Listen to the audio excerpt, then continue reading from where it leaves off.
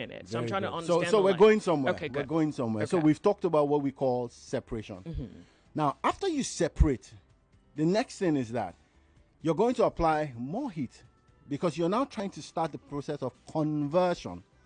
So you're converting something that you've taken from a semi-crude state and you want to now refine it, or let me use the word blend it. Aha, we're getting somewhere now. You need to blend it to take out impurities, take out things like high sulfur. Okay. Take out things like, let's even say particles. I'm going to be as rudimentary as I need to be. Okay. So in that process, what you've done is that you've done a conversion. And then you have hydrocarbons. But those hydrocarbons are not what is going to go to the retail station. And why wouldn't they do that? Because they have a high amount of sulfur in it. There are environmental issues attached with what those things are as they have come out. Okay. So now you start to blend it and treat it. In blending, you're taking two mixes. So let's use a cup of coffee. I want my coffee very strong. I love coffee.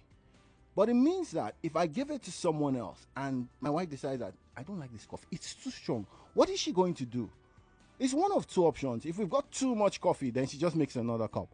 If we haven't got too much, then what she's going to do is pour that coffee into a larger cup and then introduce water.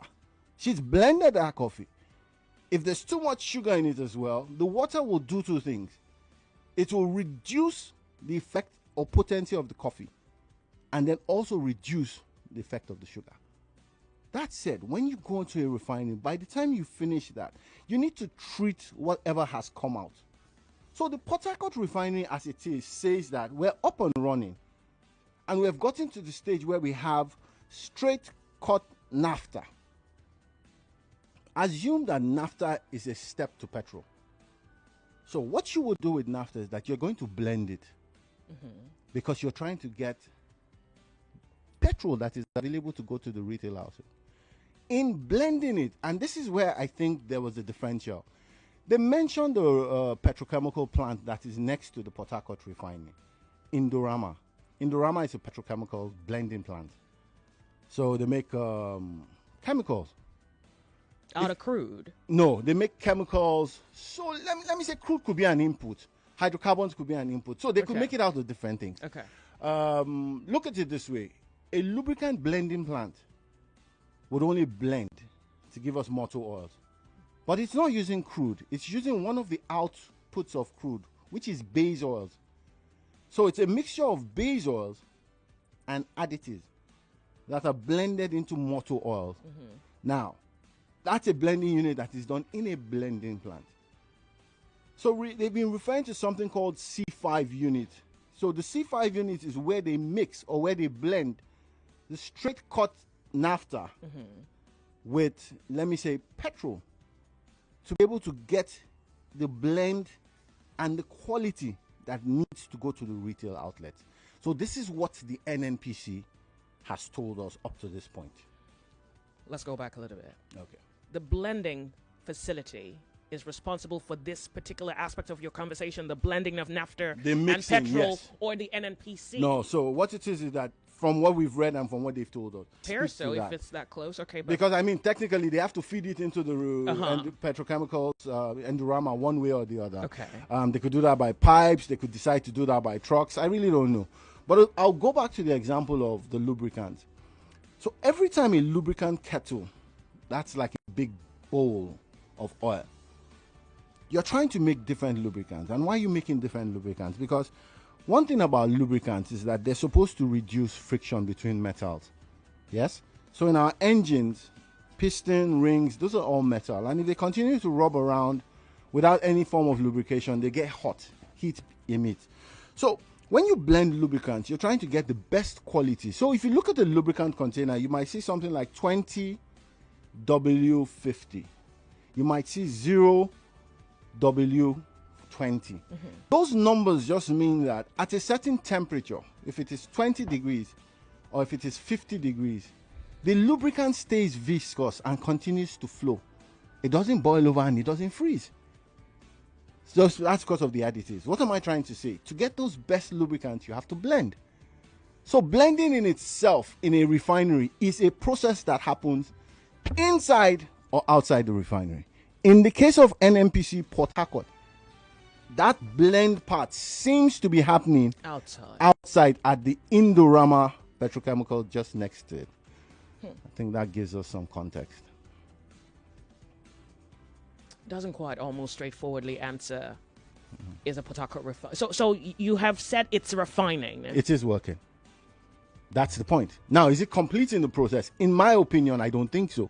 Because if you have to take out the straight cut naphtha, and let's say you even pipe it to the Indorama petrochemicals, because they have what you call a C5 unit, then it means that you're completing your process outside the refinery. Now, whether you do that or not, the question is that whatever is blended in the end is going to come back into your tanks. Okay. So you're going to load out of Port Harcourt refinery tanks. So the question is that when you finish the blending, does it meet test standards? Does it meet the requirements? Then I haven't seen any what you may call a certificate of quality out of the refinery. I haven't seen. Yeah. But I mean, they're selling, and I'm assuming that people loading must at least have drawn a sample. Because normally if you go and buy something from somewhere, you take a sample, you test it at your lab and decide that, okay, it meets the standards. The sulfur content is okay, the specific gravity is okay. I'm assuming people have done that for them to be loading. Okay. So as of today, we speak, the NNPC is loading trucks with petrol. So is that happening? I don't think so. Okay. As at today, as at yesterday, I thought it was. But I read an article where someone was talking about the fact that they were shut down. I believe it was the Punch newspapers. I don't know. Who visited and said there was no activity going on. Good. So if they said there was no activity, they said they spoke to people on conditions of anonymity. Yeah. And some of them said that they were calibrating and that this process will continue for a week. Now, what is a calibration process? It's just to try and confirm how much volume is coming out from my meters, and I'm trying to measure it. Shouldn't that have been done before? Brilliant, Joyce. In my opinion, every time that I decide that I'm going to launch this house, I just think, for the sake of good order, it makes sense to paint it before I announce I'm launching it. I do not believe that's what the NNPC did. I believe with that refinery, they went ahead and commissioned, live stream, told us invited that everybody. And then you now said you are calibrating. The calibration should have been, because before you ramp up a refinery, it's a process. You don't just start it and, I was assuming that with all the delays, that should have been done. I do not think that was done, if the story of the calibration is correct. Then what it is that they started the refinery, found out they were over or under supplying, and now decided, okay, or maybe not even supplying, because it's so convoluted. One is, it's as though you really have to leave your mind open, because anything can give. Okay, so here is the other part of this concern. So they put up a show, and I remember announcing to the public, oh, the NNPC is live streaming. If you're interested, you can go to their Twitter page, you can watch, and they're announcing trucking begins 1:40. I was telling Lagos, and somewhere in all of that, my mind just makes a swift travel to Nigeria Air. And I said, I just hope this is not another Nigeria Air. Okay, so I have a theory, and it's an assumption, but I think it's an educated one. Is it possible that the NNPC hurriedly launched the Port Harcourt refinery in order to give Dangote a chase for his monopoly? Because you think about it, it's been moribund. Practically, Nigerians have bled over, give us refineries. Correct. We have crude. Why are you exporting, importing? It seems as though the emergence of a Dangote has not just changed narratives, but has also changed the script, so that suddenly Dangote lunches, they don't even allow him determine what price should be, and then they tell us Port Harcourt refinery is up and running. This same Port Harcourt refinery that the entire Nigerian public have been I think we've held there's nothing the Nigerian public hasn't done in order to draw the attention of the government to the potential of a locally established refinery. And they have turned deaf ears until Dangote emerged. So I'm thinking this is more a show than it is an actual refinery in operation. You could be right in terms of a show, but in my opinion, it's not a competition game. The NMDPRA feels that Nigeria uses about 50 million liters of petrol a day. If you look at the calculations from what the Port Harcourt refinery had published, if they're doing 1.4 million liters a day of PMS, that's barely 2.5% of what the nation needs. That is the capacity. That's the capacity, but that's not what they're doing. Yeah, I'm even saying that if they're doing the capacity, it's just 2.6 or 2.7%. So it's not a competition play. It might be a case of trying to save face. We've missed this milestone 6 or 7 times. Okay. The Nigerian citizenry is gullible. No disrespect to us. It's all right. We can take it. We've taken worse. So let's take it that. Let's put on a show. At least they see it's up and running. Then we can come back and say something else is wrong. But that's not the point for me. Now, the point is this. Who monitors the monitor? So if the NNPC decides they can do this, then who regulates them? The NMDPRA? But for me, they're peas in a pod. So it means that there's nobody higher authority, quote and unquote, that holds them accountable. You don't say 1.5 billion has been spent and then you start this thing and run it for 4 days and decide that, look, we're calibrating. It's the effrontery for me. What it means is that we can do this, and like Nigeria, it's business as usual. Nothing is going to happen. Absolutely. So I think it's a show, and you find out they're coming out with statements. You really don't need so many statements if your work is going on according to plan. All you do at the end of every year is just show us your public account. And we say, yes, bang on. What they've done is that this is the revenue, this is the profit. They've done well. Everybody claps and goes home. It's really as simple as that. Yeah. Except that it's only as simple as that in our imaginations.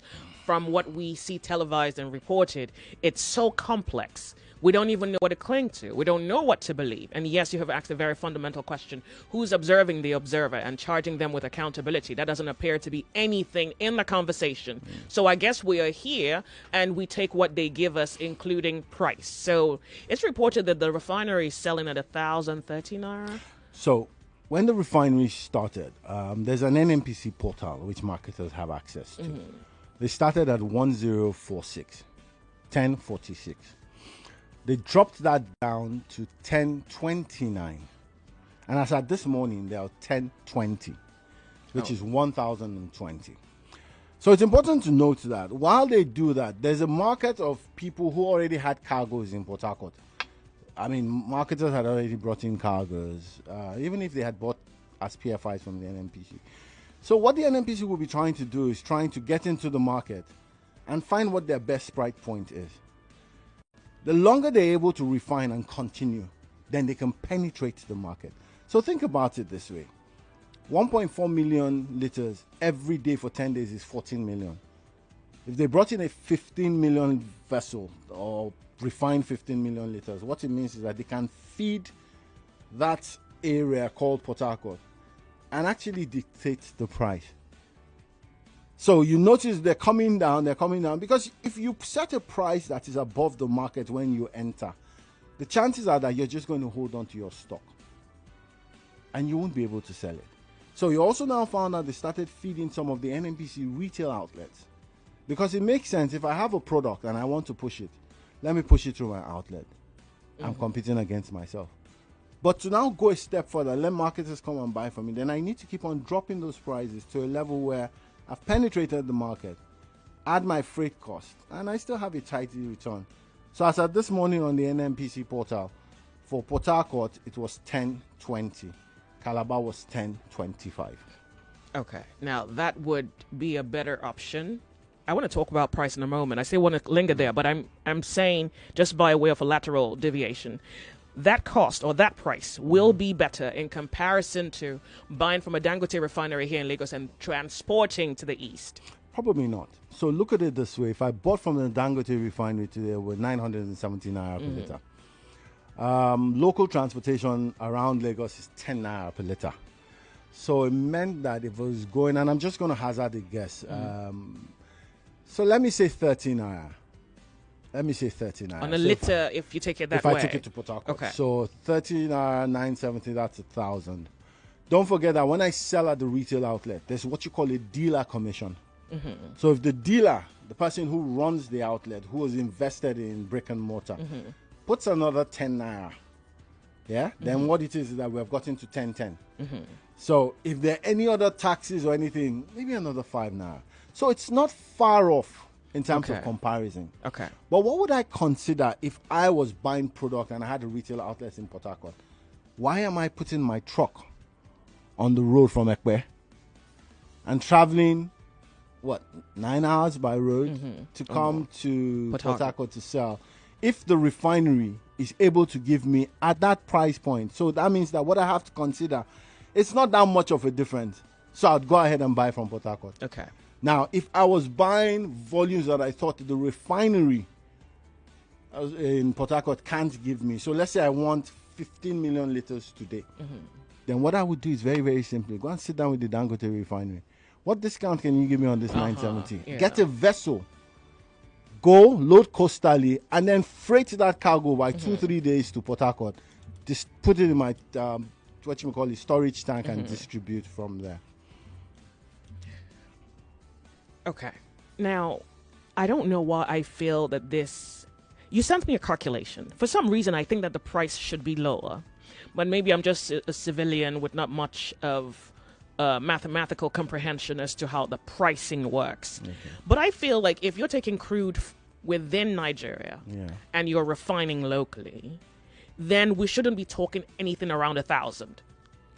That is my judgment. Okay. But I don't know if it's really the mathematics of it or if it's the politics of it that's insisting that the price stay around that 970, 1,000, like all the other beneficial aspects, like people who want to gain from this whole industry are the ones forcing Nigerians to pay about 1,000 naira a liter. I feel if it's locally obtained and that's crude, the price should be lower. You make a good point, but let's put it in perspective. How do we price that commodity called crude? We've never priced it in naira. There are options to pay in naira. Yeah. Which means that you're going to convert from a US dollar pricing because crude in itself is commercially priced. Then it's disadvantage. It doesn't benefit the Nigerian public. It's highly disadvantageous to us because I understand that the country needs to make money. Correct. And so you price it in the dollar. Correct. I think if you're selling to the international market, you're selling at the international market rate. If you're selling to Nigerians, it is ludicrous to give it to us at a dollar rate and an economy you're not building. Good. Two things need to happen. If I was selling crude oil as a Nigerian entity abroad, I would sell it at open market selling price plus X. So open market selling price, if I decide plus 2, would mean that if crude oil international benchmark is 77.6 and I add a premium of 2, then what it means is that I'm selling at 77.6 plus 2. That's how much you earn as revenue federation account. Yeah. The question is this: does the federal government want to discount local crude? Now that's another case. So it means that instead of open market selling price plus, I discount crude and say if it is 77.26, then I'm going to discount it by $10 per barrel, which means I've moved it from 77.26 to 67.26. For local purposes. For local purposes. But don't forget, they're going to pay me in naira. Every time I speak on this show, I always say something. The exchange rate is the greatest killer because the fiscal and monetary policies are wrong. So imagine that 66.76 and we're multiplying by an exchange rate of 800 naira.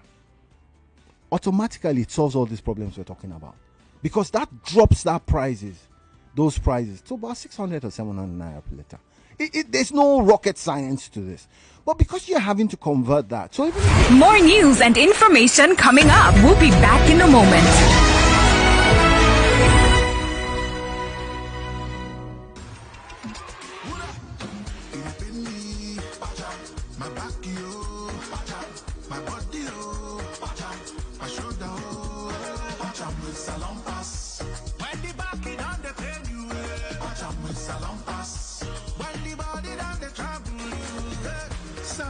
Pass Pain Relief Patch provides effective relief for stubborn pain such as back pain, shoulder pain, knee pain, and leg pain.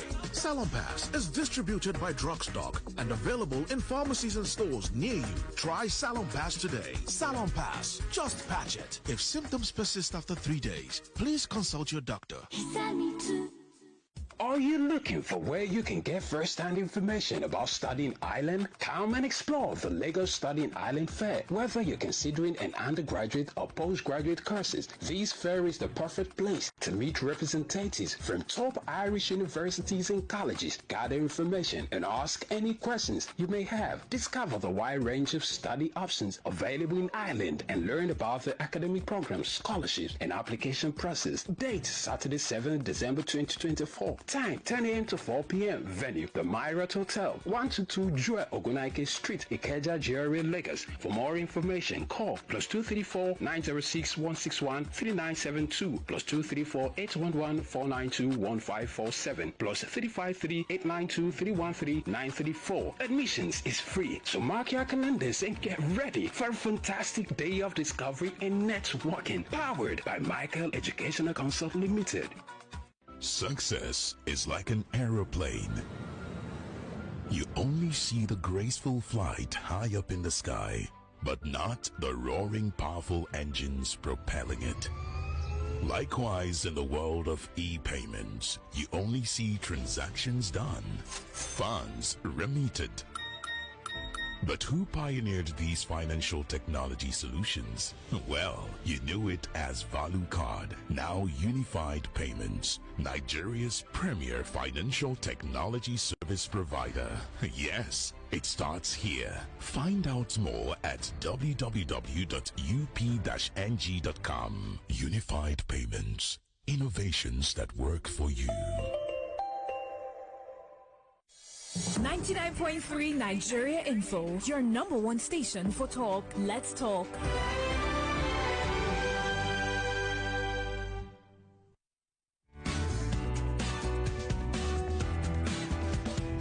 Oh, I want to quickly apologize. My concentration on the conversation practically distracted me. But yeah, Jide Pratt. And he was trying to make a case. You on the thought. Can we just really finish that? Okay. So where did I stop before this? The thought offline? No. On air, and then the offline on the other side of the hour. Okay, so I'm trying to get my line of thought of where we stopped. Okay, where did we stop? You were talking about the pricing in dollar. Very good. So what we said is that if we discounted it, then what it meant is that if the exchange rate was 800, yeah, it will be much lower. Yeah. If the exchange rate, on the other hand, is 1,700, then it will be much more pricey. So yeah. I know you want to stay away from the politics of it. Now, this is sounding like politics at play, influencing the price of petrol in Nigeria. Now, you don't even have to agree, but that's what it's looking like at this point, if Nigerians are also having to buy at the international market rate. Because I feel like there has to be a concession. That was why we were subsidizing for quite a long period of time. There's nothing wrong with subsidies, and let's be extremely clear. We didn't manage it right. It was fraught with theft, and that was why they stopped it, because they could no longer afford it. So what were they couldn't prosecute corruption, so they make the Nigerians pay the consequences of their inability to prosecute corruption. All right, so Lagos, you can see we're trying to give language to the madness and why we're paying over 1,000 naira on petrol. Petrol is still 1,100 naira in Lagos. In Lagos, it's about 1,025 NNPC. Other locations about 1,090. Okay, all right, good. We're going to quickly go on a break for the news update. When we come back, yes, there's a little bit about the petrol conversation we'll still have, and then CNG. Jide has a case in favor. I have an opinion against. So let's see how that plays out. We'll be right back on Naija Info.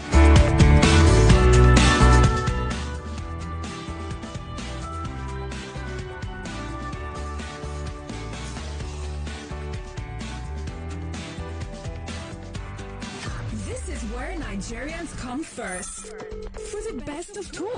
My wife beats me like you beat, I don't know, maybe an animal. A category of females, adolescents, that should not be giving birth are in fact being forced to give birth. Not even once, but multiple times. 99.3 Nigeria Info.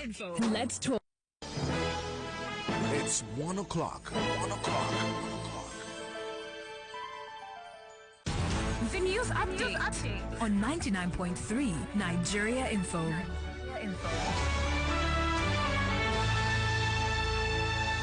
Lagos, here are the updates this hour. Nigeria's National Food and Drug Agency has uncovered an illegal site for producing counterfeit alcoholic beverages on Ofin Road, Balogun, Lagos Island. The agency revealed that the operation was exposed while acting on a complaint. A shop was found to have been repurposed for producing and packaging fake alcoholic drinks on Lagos Island. Meanwhile, former Anambra State Governor Peter Obi has urged President Bola Tinubu's administration to involve citizens in a national debate before passing the tax reform bills into law. The Labour Party presidential candidates in the 2023 election stated that while the bills are essential for the country's development, they must undergo robust public deliberation before final decisions are made. Obi emphasized that tax reform is critical but should be subject to informed public discourse. The founder of the Kuka Center, Bishop Matthew Kuka, believes the controversial tax reform bills proposed by Bola Tinubu's administration could curtail the elite's financial recklessness. Bishop Kuka advised the federal government to ensure the reforms drive national development.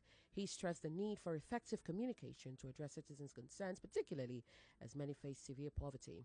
He urged the government to adopt a constructive engagement strategy to convince Nigerians that there is hope for the future and encourage patience during this period. Away from that, the Nigeria Sex Workers Association has called on law enforcement agencies to protect its members nationwide from harassment and abuse. In a statement issued by its national coordinator, Amaka Enemo, the association highlighted a disturbing rise in reports of physical assaults, harassment, and extortion of sex workers by clients and law enforcement officials. NMO appealed to the authorities to recognize the humanity of sex workers and shield them from violence and abuse. And on the foreign scene, Vietnamese property tycoon Trong My Lan has lost her appeal against the death sentence for masterminding the world's largest bank fraud. The 68-year-old is now in a race to save her life, as Vietnamese law allows a commutation to life imprisonment if she repays 75% of the embezzled funds. On Tuesday, the court ruled there was no basis to reduce her death sentence. Trong is one of the few women in Vietnam sentenced to death for a white-collar crime. Lagos, that's the news updates this hour. You're listening to The Sunny Side with Joyce on 99.3 Nigeria Info, and I am Yvonne Ohaifo. Thank you for your time.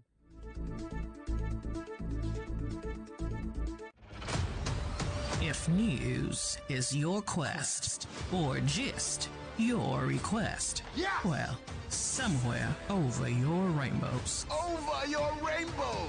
Is the sunny side. They better know it! With Joyce. Let's talk.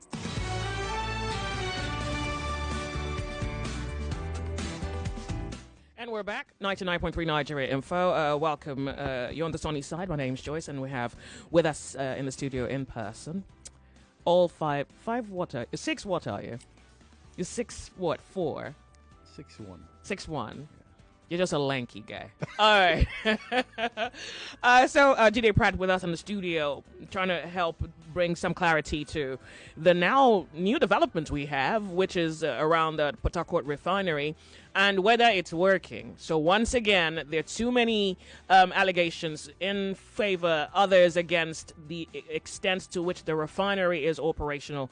And so, Tunde, you listed, according to what the NNPC reports to be the byproducts of the crude refining that the NNPC at this moment has been capable of extracting. And my question is, are they also selling? Because now we don't know if they're loading, they're not loading petrol. So now that they said, you agree that they're refining to some extent, are they also selling?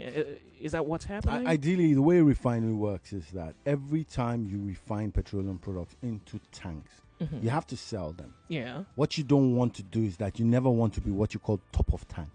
Yeah. So the job of a refinery is to crack it, refine it, and then sell it. Okay. So if you look at what happens in, and I always like to mention Saudi Arabia, Saudi Aramco. They basically extract about 12 to 13 million barrels of crude oil a day. Now, what does the country need or use? It's just about 3 million barrels a day. So what it does mean is that that delta is actually refined and it is sold as revenue for Saudi Aramco. Now, there's something called the crack spread And that's how you make money from a refinery. If you buy $1 million worth of crude and you're able to sell distillates, and we've talked about the different things that come out, worth 1.5, then that crack spread is the $500,000 differential. Okay. So it means to say that if you get your act together, you can actually make money from selling distillates. Okay. And NMPC ideally should be selling the PMS, should be selling the AGO, should be selling they have fuel oil, and they should also be selling kerosene. So liquefied petroleum gas, low pour fuel oil, automotive gas oil, kerosene, straight run gasoline, naphtha, blended into 1.4 million liters of premium motor spirit. So if they're not selling petrol, the assumption is they're probably not refining. If they're not refining, then they're not selling these. Logical point, but don't forget you can refine into a tank. So let's be clear. If I decide to refine into a tank, what am I trying to do? I'm keeping the stock, but I'm avoiding top of tank. So if I have a tank, and Joyce, let's be clear about this. If I have a tank that is 140 million liters, I can decide to hold stock. But what I must not do is that as I refine daily, I must make sure that I don't spill over. That's what you call top of tank. And then in that case, that's another issue. Now, NMPC today, refinery Port Harcourt, like we said, they said they were calibrating. So, but it doesn't mean that they cannot refine into that tank and store that straight called naphtha. Don't forget, they're still pushing it to element petrochemicals anyway. Okay. So yeah, it's I mean, you're making sense. It's just we don't have a foot on the ground. So marketers are saying, well, the 1,013 naira is they're not agreeing to pay. I mean, now that you have a Dangote who's given it 970, any final developments or recent developments as to marketers and their back and forth against the Port Harcourt refinery? No, so I mean, like I said, I believe is it Petroan? I believe it was Petroan who made a statement yesterday saying that they're buying from the Port Harcourt refinery. Oh. And that they're taking trucks, but they were waiting for loading. I believe it was Petroan. So, and it goes back to what we're saying. If the commercials work for you in Port Harcourt, you would load from Port Harcourt. If the commercials work from you from the Dangote and you transport it down, you'd also go ahead and do that. The question is that this conversation around they're calibrating. Sadly, there's nobody that can say it is or it isn't because. All right, let me ask you a question. Okay. At this point, I think we'll just cling to it isn't. Look. Otherwise, we're in limbo. We'll rather just cling to it isn't until they come back and say we're done with calibrate. So the funny, why would they disrespect us and then tell us, oh, there's a refinery up and running? Only to come less than 1 week later and say, we'll just step back a little bit. It sounds like if you had a girlfriend and she came up with 2 stories in 1 week. The basic thing is this. When it comes to an NPC, Nigerians have operated in a case of, do we have a choice? But I tell people every day, the answer is yes, we do now. I personally, if I had to buy commercially from the NNPC and have this on and offs, I'd focus my attention on someone who is either importing or the Dangote refining. Because what I want in my business is consistency. I don't want to start on Monday. Then you wake up on Tuesday, hey, I need to recalibrate. So what happens on Wednesday if you need to paint the tanks? What is going to happen? Yeah. There just seems to be no method to the, excuse my French, madness when it comes to how. It's really what it is. Someone is asking about this Malta. Some time ago, Dangote accused some Nigerians of owning a blending plant at Malta. Could you call that a refinery? No, it's what it was in the statement. It was a blending plant. But then again, blending is not illegal if it meets test standards. So what might be happening there might be a convergence of straight cut naphtha and gasoline, mixing it and then going through the test. In my opinion, I think what will come out, and I'm not a chemical engineer, but in my opinion, what will come out from the full refining process might be better and will be better in terms of the age of the refinery, the Nelson complexity, and I mean the fact that it's so, how do I put it? It's so advanced.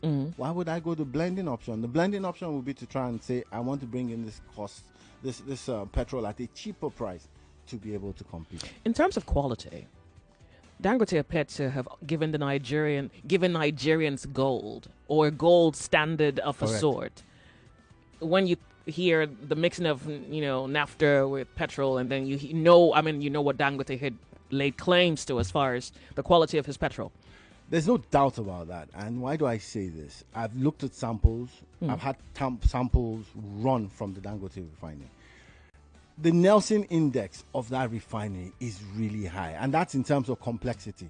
It's a brand new refinery. It's a refinery that, when it comes to refine, you can't beat that product right now if you're in Nigeria. There's no, I keep on saying this, I don't work for these guys, but hey, it is what it is. Okay, so I think it answers the second question here. Can you say that Dangote Refinery is doing blending if you say it is a process in the refining? There's part of blending, like we said. And when we talked about the fact that you separate, you convert, after you convert, you're going to have to do some...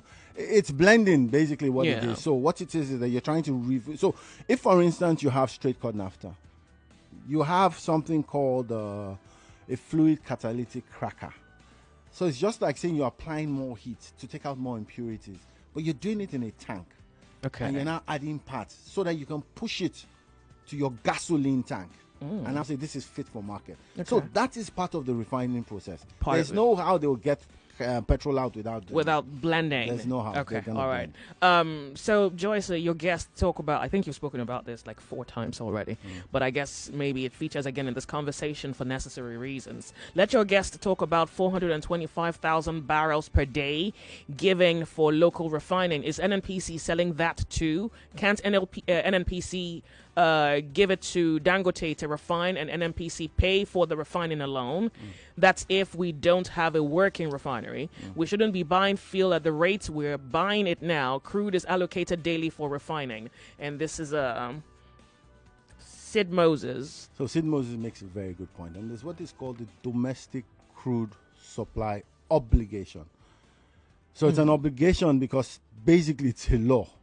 So what is it trying to say? It's trying to say that as a crude oil producing country, you must make room for local refining. Now, when we had zero refining capacity, what happened was that there was something called the DSDP, direct sales, direct purchase. So it was a swap. The government will allocate that and it's actually 445,000 barrels. Okay. Would allocate that 445,000 barrels.